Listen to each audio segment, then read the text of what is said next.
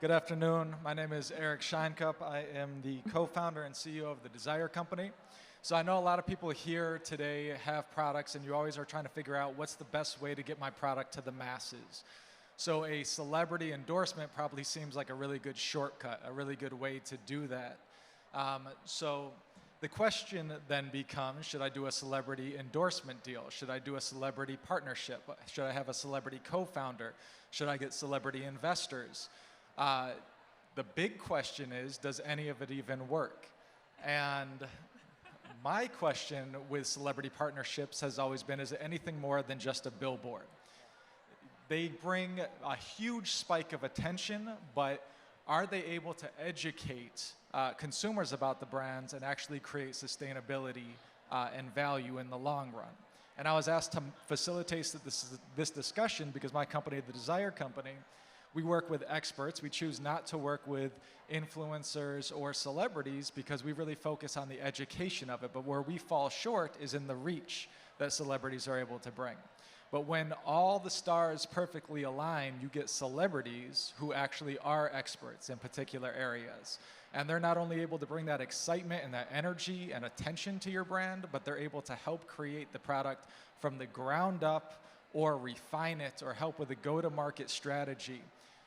And really educate consumers, which is going to increase sales, it's going to reduce returns, and it is going to bring sustainable value to your brand. So with that, I'm going to hand it over for each panelist. These are the people that we have here today who are doing that blend on both sides of the equation. To introduce yourselves, please, and your company, and then we'll jump into it. Carolina. Hi, good afternoon. Thank you so much for being here with us. And Eric, what a great intro.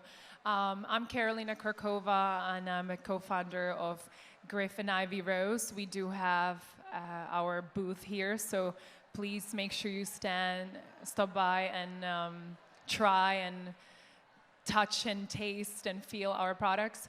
We are a wellness beauty brand for the whole family, so we really kind of focus on the whole family having their wellness beauty routine together. And we really focus high performance products made with a lot of herbs and plants, and have incredible founders and experts who create our formulations based on a lot of Eastern traditional wisdom, how we formulate. And everything is made in the USA. Hello, I'm Jenny. I'm one of the founders of Source. We are a wellness brand that's based in San Francisco. We make chocolate vitamins to help you look and feel your best. And we relaunched our brand in October of last year with actress Sarah Hyland, and have kind of seen tremendous growth since that point. But really our mission with Source is to democratize wellness and really make vitamins and supplements a really enjoyable experience kind of in your daily routine. And I think the partnerships really brought the brand to life. And I also think it's a really interesting time to be having a conversation about celebrity brands, because I think historically it's been beauty or alcohol brands, and really seeing recently over 200 brands in the past 2 years that have been celebrity backed and founded. So I really love that we're kind of looking at the industry now and really where it can go from here. Hi, everyone. Thanks so much for being here. My name is Emily DiDonato. I'm a model, influencer, and the co-founder of Covey Skin. Covey is 3 products. We are a simple, effective, clean routine that was formulated to be used together with a partner dermatologist, Dr. Julie Rusak, who's here in New York. Myself and my co-founder launched about a year ago, and I'm super excited to chat all about it with you guys. My name is Ryan Loopberger. I am not a model, and CEO, co-founder of Clean Cult. We make natural cleaners in milk cartons versus plastic bottles. We're trying to eliminate plastic waste across the household cleaning industry. Partnering with Rachel Zoe, and we launched about 5 years ago. So excited to be here. Thanks for being here today. Great, thank you. Ryan, let's stick with you and start with you. You have kind of the best of all worlds for a startup, where you have celebrity co-founders, you have celebrity investors. It sounds wonderful. It was clearly by design that way. So if you could share a little bit about the pros and cons of doing that, the influence that comes with that, and how people in the audience might be able to take that approach as well. Yeah, I think when we started, I think that the key part is we couldn't use a celebrity to prop up the brand, right? So we actually waited about 4 years until we knew the product was right, the brand was right, the value prop was right, the pricing was right, until we really partnered and used it to amplify. So the key piece for us is we had to get it right first and then use our celebrity partners to amplify. We really went two ways with it. So on one side, we had celebrity investors, and it helped us gain credibility, helped with the venture capital, helped with the private equity raises to get awareness in the market. But it didn't amplify the marketing side, right? So it helped with the fundraising. On the other side, we partnered with Rachel Zoe, and that was customer first, right? So she's design icon. So really, we've tried to do it both ways, one for the fundraising piece and one for the amplification piece. And pluses and minuses, right? It's been a long journey, but we feel like we're right at the moment that it started to amplify the brand in the right way. So, awesome. And Emily, so what I find very interesting about your approach, but actually both your and Carolina's approach, is a lot of entrepreneurs come from outside the industry that they're innovating or that they're disrupting, and that's why they're able to do it. As the face of Maybelline for damn near half your life, you've experienced every single product and recommendation under the sun. So what gave you the thought that you were going to step into this market that you know extremely well and actually get involved and disrupt it in the way that you guys are? Yeah, totally. I mean, like you mentioned, I've been in the industry for over 10 years. I've tried every product, and I think that's exactly why we started Covey, was because I would put every single serum, moisturizer, face mask on my face that anyone ever recommended. Like, I was walking into work with like 50 layers of skincare on my face, but my skin was still struggling. Makeup artists would say to me, like, Emily, what are you doing now? And I'd be like, what do you mean? I'm using La Mer, I'm using this and this and this and this. And it turned out that I realized that less really can be more when it comes to skincare if you're using the right products in the right order that were formulated to be used together. But obviously partnering with the derm, partnering with the right lab to kind of figure out and really revolutionize that 3-step routine was our goal. We think about Clinique's 3-step routine. We kind of wanted to recreate that and create this kind of clean, modernized version of that. But I think because I had come from that school of thought that more was more when it came to beauty, that's why I realized it's actually like, no, that didn't work for me. My co-founder was the exact same way. She used a million products. And we were both like, we love beauty so much, but like, how's this supposed to work? Because both of our skin kind of sucks. So that's how we kind of thought about it. It's very cool. And then I do want to hear about how do you take that next step and find your co-founder and the labs and all of that. But first, Jenny, you have kind of a fairy tale scenario for a product, a young product, where you, if I understand it right, you sent your product to celebrities and one reached out to you and said, I want to come on board and actually help take this to market. Is that right? And is that repeatable? Is there anything that people here could learn from what you've had success with? Yeah, I think that's exactly what happened. So we sent, Sarah was one person we reached out to initially. We were seeing a lot of great excitement around the product and really wanted to kind of elevate the brand and had decided we wanted to rebrand and bring on a partner to really tell our story and kind of get in on the ground floor.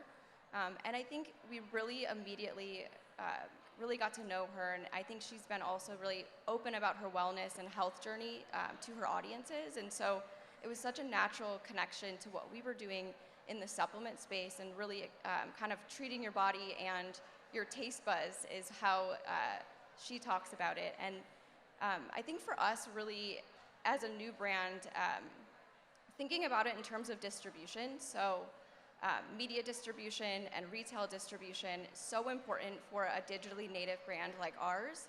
And she was really able to help us, whether it's a conversation with a retailer or with kind of speaking in the media or social media.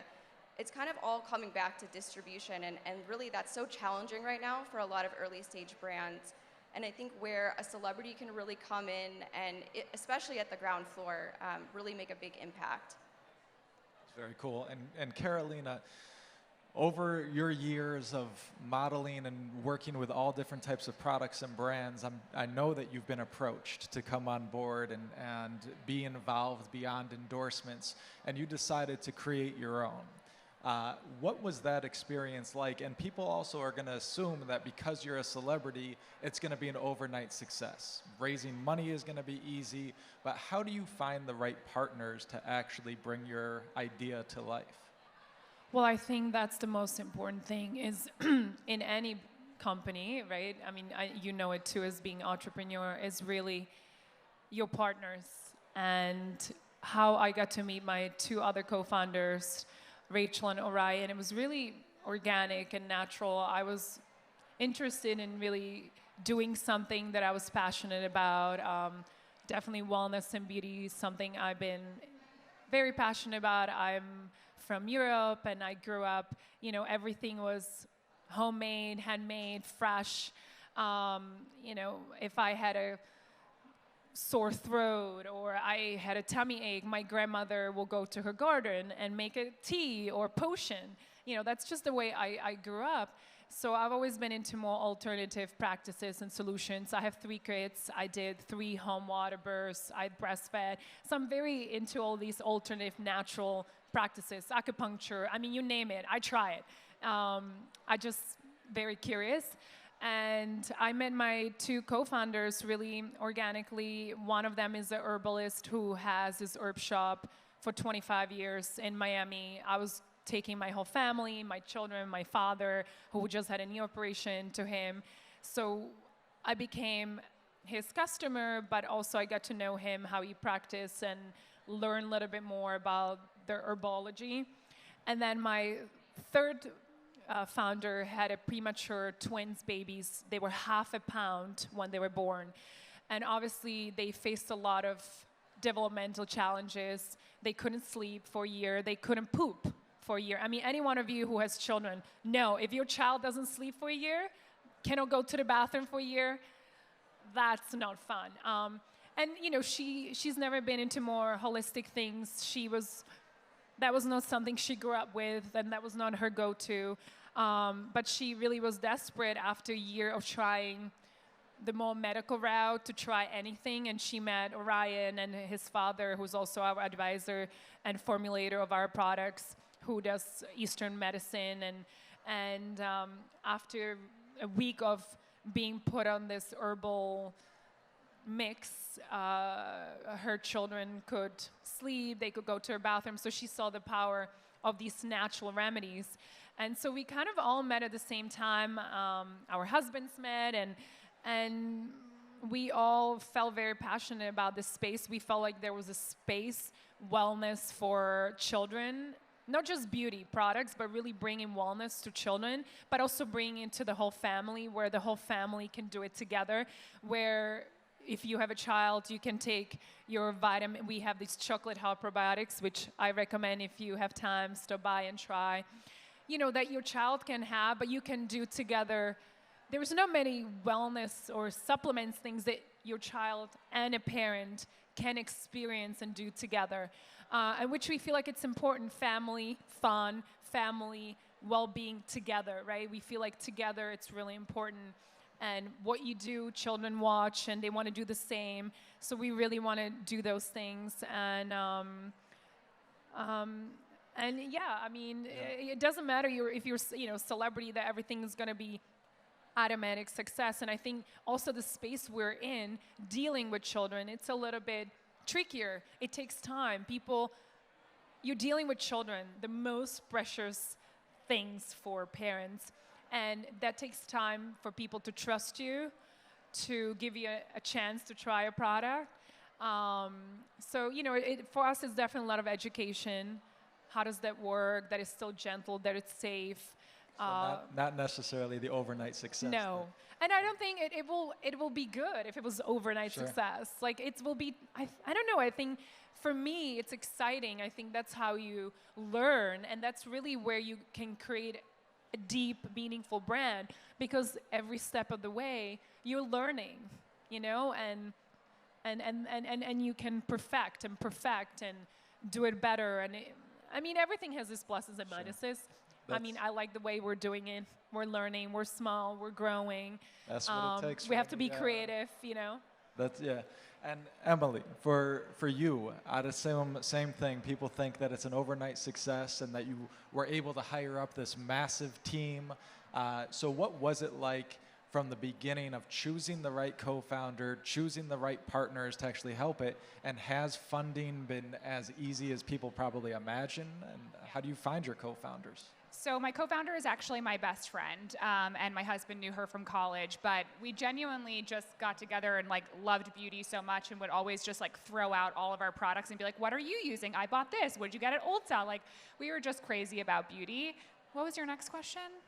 The labs that you chose, the funding, all of the that. funding, getting Yes. distribution, is that as easy because people recognize you? Yes, I mean, to an extent, for sure. And I was on all of those calls to like find the right lab and even like finding the right PR or a freelancer who can help you with your design. ilovecreatives.com is an amazing resource. You can find like the most amazing creatives on there, just by the way.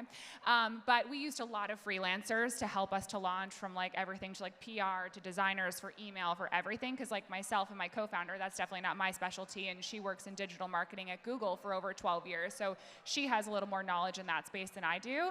And then, yes, raising money, of course, like it was important for me. We only did a really small friends and family round to start, but of course it was important for me to be on all of those calls and kind of show and prove like I'm not just here to like be like, yay, guess what? We have a celebrity. Like, you really need to leverage the relationships that you have, the experiences that you have, the connections that you have. Like, that's probably the most important thing that I do for the brand.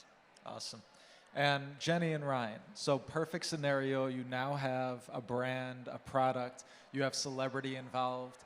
How much do they influence or get involved with what you're doing? I know that you're doing a big rebrand right now, and I believe Sarah is kind of leading up that charge. Was that her idea?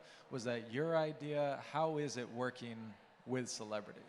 Yeah, so when we started working with Sarah, we were actually going through a rebrand and kind of took that idea to her and really got her ideas as well. I think what we've seen be incredibly impactful is I have a technology background. My other co-founder has a finance background, and I think actors and musicians are just very creative people, and I think we really tapped into her creative energy and really were able to bring kind of the story of the brand to life, but also kind of simplifying the message and really thinking about you know, how she can really kind of lend that creative energy to our entire business. So whether it's product development for new products that we're launching or with the rebrand, it was so helpful, kind of like thinking of creative agencies, you know, a sounding board for your brand as you're building it. I think that's been one thing that's been amazing about working with her, and I think it's also really great to see her you know, with us on all of our meetings, talking to whether it's buyers or with media opportunities. It's been great to just collaborate and really continue to build the brand story together. It's awesome. And Ryan, you have powerful voices. You have Kevin Hart. You have a lot of opinions. You have a lot of investors. How much are they influencing your decisions, your go-to-market, your branding, all of that? Yeah, I think to start, not at all, right? Is that we wanted to get investors involved who fell in love with us from an opportunity perspective, right? So when we started in 2019, we tried to get a big celebrity voice, and it just didn't work, right? We went with talent agencies, and they really pitched it as kind of a long-term partnership, but until the celebrity fell in love with the brand, it meant nothing, right? So first, our investors, our celebrity investors, were involved purely as investors. They didn't know me. It was a financial transaction because they loved the product, they loved the opportunity. And now after about a year and a half with them, now they're really starting to have a voice. So I think for us, we just didn't rush it.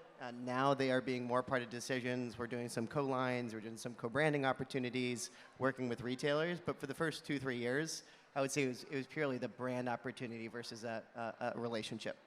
And has that been invited, that conversation? Is that you reaching out and say, okay, now I want you involved? Or is that because you guys developed a relationship and they're now saying, I want to be more involved? Kevin Hart is not my best friend yet.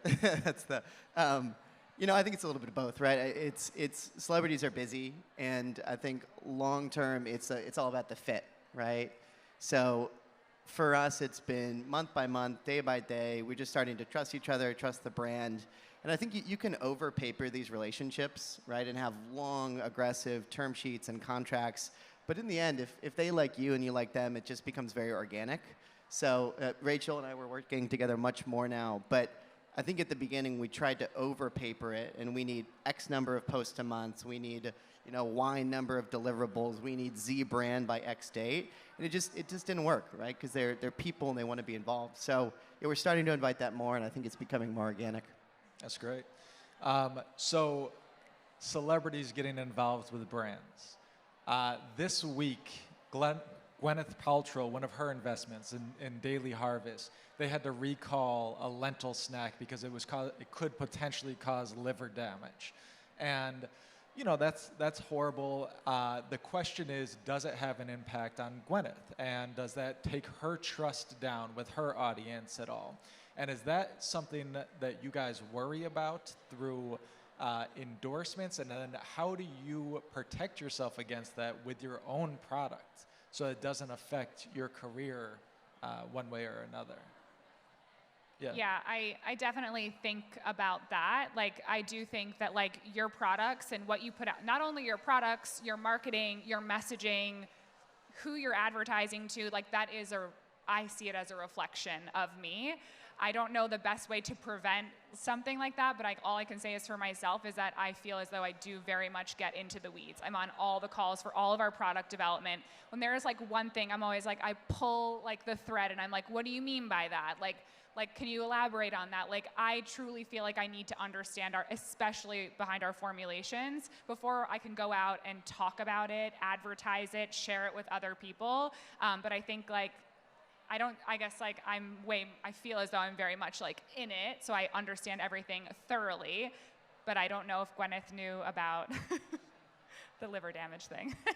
I also think, Daily Harvest is a blue chip consumer company that's worth over $1 billion. And I think as an early stage brand, the stakes are much higher. And so it's really thinking about bringing someone on, like during our process, there's a lot of due diligence on both sides.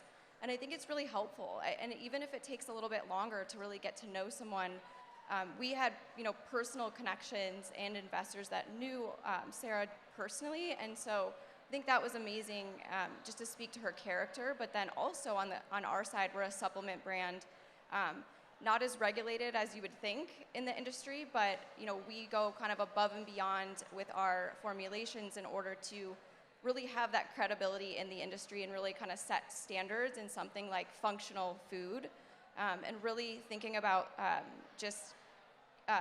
how consumers think about celebrities, and tying that back to your brand, I think is really, there is a lot at risk, and it definitely takes some time to think about, who the right partner could be for the long term.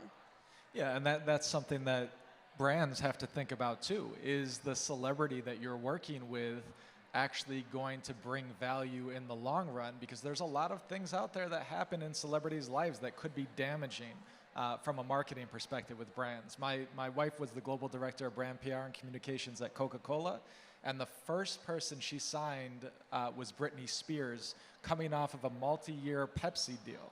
And the reason she did that is because Britney Spears kept on getting pictured behind the scenes drinking Coke, even though she was getting paid ridiculous amounts by Pepsi. So that's something that reflected poorly on the brand. And how do you do the due diligence on both ends to know that your product is the right thing that you want to represent and that this celebrity is the right person for you? Because it's very exciting and easy and tempting when a celebrity comes to the table to take their check or to give them some co-founding credit.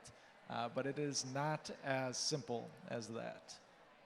Well, I think that's why it's so important for both sides to really know each other, right? Like if I'm gonna work with a brand, I mean, even speaking today, I did my homework on everybody. Who am I sitting next to? If some of you I know, some of you I don't. Like it's important, like in anything in life, you do your homework, right? Whatever you're doing, and I think especially when you are a celebrity, it's important to do things that are authentic to you, that you truly are passionate about, that you love. Because, if you were getting involved in a brand and it's your brand, you're putting your name out there, you're investing, I mean, to me, it's like, I gotta love it. I gotta love the product, but I gotta like the people I'm working with. And I think those two things to me are super important. I gotta believe in the product, have to like it and use it.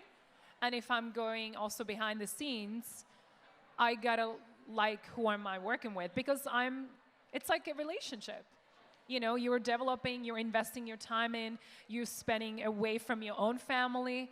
So it's really important. And of course for brands too, I think, you know, yes, it's gotta be authentic, it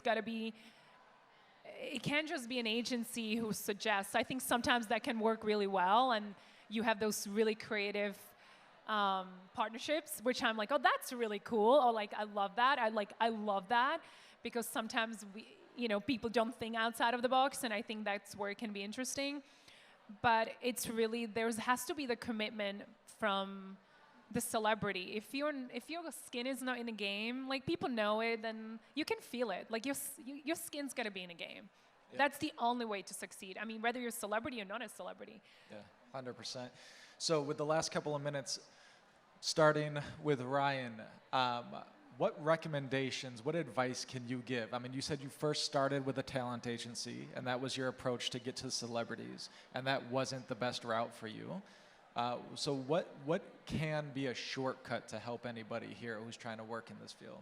Yeah, I think we went after it the wrong way first, right? So we go into a 3, 4, 5 months negotiation with a leading talent agency, and 5 months into the negotiation, we have an investor talk directly to the celebrity, and the celebrity had never heard of our brand. So it was 100% basically with the talent agency, and they're trying to get their fee, right? And a little burned by that experience. I think for me personally, just go direct, right? It's build a relationship to start. I think you could take a small check to start. But for us, it was how do you build an organic relationship with them and not go through managers, not go through their consultants, not go through any advertising whatsoever, just directly, because they're people in the end, and that was pretty crucial for us, and it took us quite a while to get to that point. Emily? Yeah, I agree with what you're saying, Ryan. I think it's like finding the right partner, a celebrity, influencer, whatever it is. It's a relationship that should be slow, and it needs to be nursed. And I do agree that going directly is definitely the best way to go about it. I'm with IMG Models, and I've definitely had things randomly sent to me to my door. That happens. People get your address, and they're like, and then I get an email like, do you want to invest? I'm like, in what? What are you talking about? Not a good way to go about it. But I actually think what's amazing now with Instagram, TikTok, whatever it might be, people's emails are in their bios. Like, you can get directly to them, DM them. I read all of my DMs. I don't know if you do, Carolina, but I do. I just like to see what people are saying. It's a good way to like get in touch with people, and obviously like be thoughtful about what your profile is if you're reaching out on Instagram, and be thoughtful about what the message is. If it looks like spam, you're gonna get ignored. But I get great messages and emails and connections on Instagram all the time. And Jenny, you clearly went with an agency that was celebrity gifting. What do you recommend? Was that the right path? Yeah, I think from our perspective, it was really about finding someone that really believed in the brand. And I think what Carolina was talking about in terms of authenticity, I mean, I couldn't agree more with finding someone that uses the product every day, and really kind of making sure that that's happening, and thinking about, how that's actually going to make their job so much easier as an advocate. Thinking about marketing campaigns and ideas, and really how to bring the product to life and talk about it with their audience. They know how to do that really, really well if they're actually really involved, as well as just a fan of the product and really using it consistently. So we've seen that be really impactful for us. I mean, we launched with Sarah in October of last year, and really quickly we saw over 500 million media impressions from working with her. We were on the Ellen DeGeneres show, and we had a lot of opportunities that really naturally came about, and that really allowed her to continue to use her platform to support us, and a lot more to come with her as well. And we are out of time, but Carolina, any quick tips for how people could get their product into the right hands of a celebrity? I do believe in gifting. I think, giving products away to people that maybe wouldn't know about your product, it's important. I mean, like, I already have 10 people, just from waiting to come down here that just had kids, and I'm like, you need to have our products. I think, don't be shy, like, just give it away, get it to the people out there. I mean, I don't think just blindly. I mean, knowing like who would appreciate and like your product, because obviously as a small brand, you don't have products to waste. But I think giving it's important because when you give, you always get back. I'm a big believer of that. And I think final thought is that celebrities are open to receiving and being part of startups like they never have before. So there's a lot of opportunity in this market to get your product out in meaningful ways, reach the market. It's quicker than ever before. But thank you guys very much, and thank you for the panelists. Thank today. you. Thanks, everyone.